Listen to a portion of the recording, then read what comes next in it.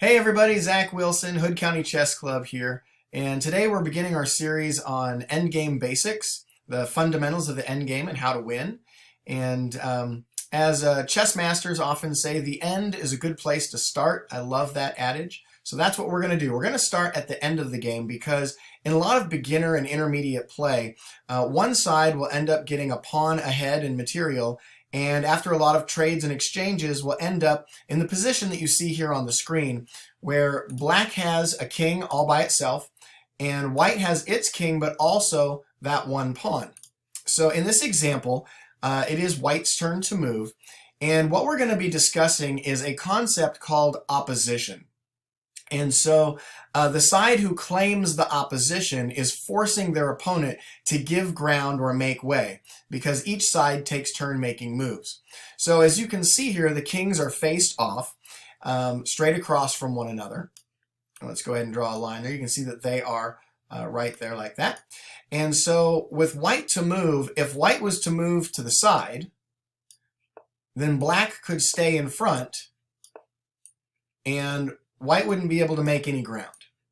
And what would be bad about this is white trying to get this pawn down to this queening square to become a queen so that white can win the game.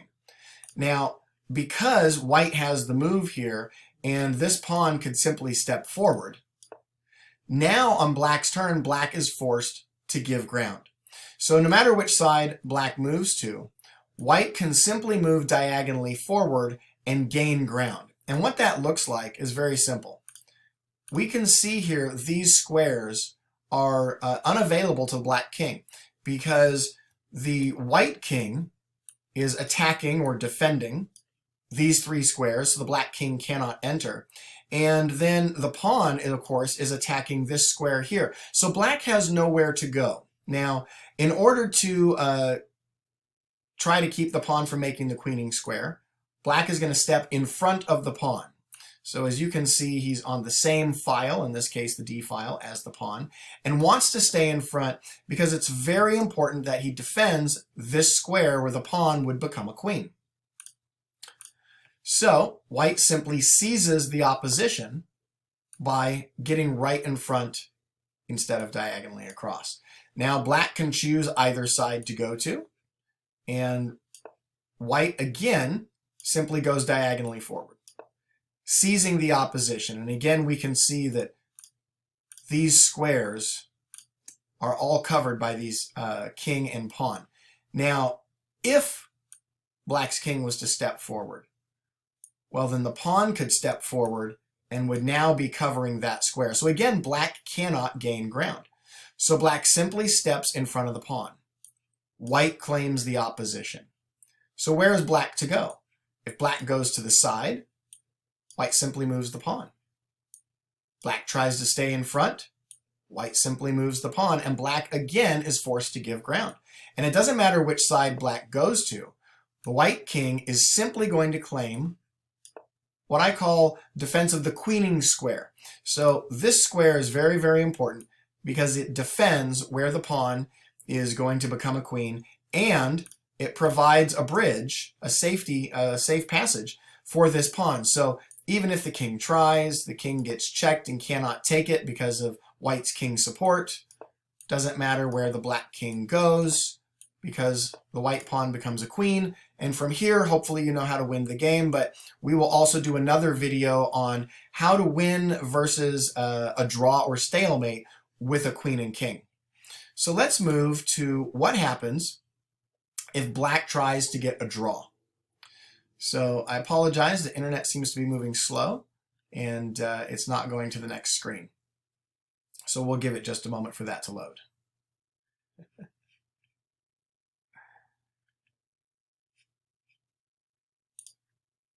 See if we can just do a reload of the page. There we go. Okay, great. So now I'm looking at it from black's perspective. And what we can notice here is that white's king and pawn are adjacent to one another. So unlike the previous example where white could simply move the pawn to claim the opposition, here it's white's turn to move and white is the one that has to give ground. So if white tries to go to the side, black is simply going to stay in front of white's king. and it doesn't matter where white goes, black is simply going to stay in front so that white cannot gain any ground.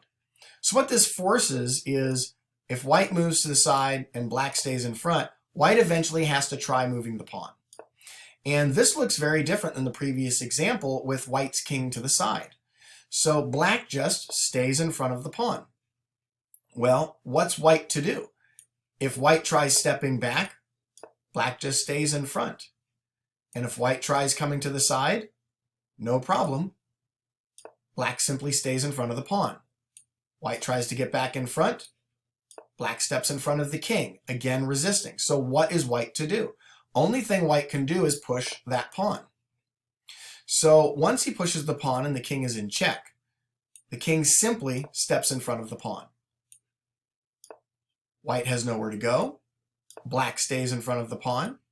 White tries to get out in front. Again, black seizes the opposition, which, as you'll remember, just means being straight up and down on the same file with only one empty square in between the kings, not at a diagonal. So white has no choice again but to push the pawn. Black stays in front. If white was to step away, say off to the side, well then black would just simply capture the pawn, and this would lead to a draw or stalemate because a king by itself cannot checkmate another king, and so white needs a win here. White is trying to promote this pawn, and black is simply trying to stop it in a stalemate.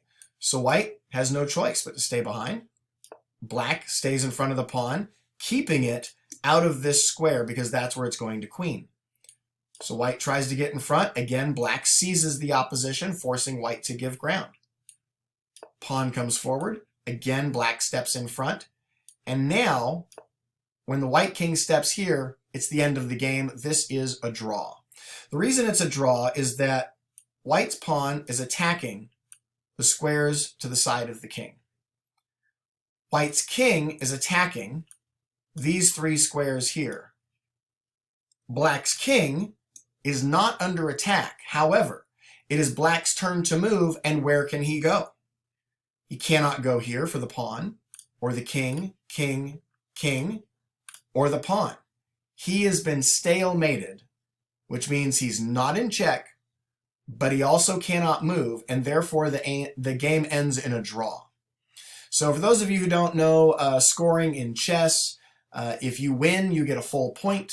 If you lose, you get 0 points. And if it ends in a draw, you split the point for a half point each. So black here without a pawn was shooting for a draw because half a point is better than losing with 0 points. Well, I hope you understood this basic concept of opposition. We'll continue the series with Endgame Basics later, but thank you for tuning in. Please subscribe and like the channel. Please visit our Facebook page and click like there for Hood County Chess Club, and we'll see you again soon.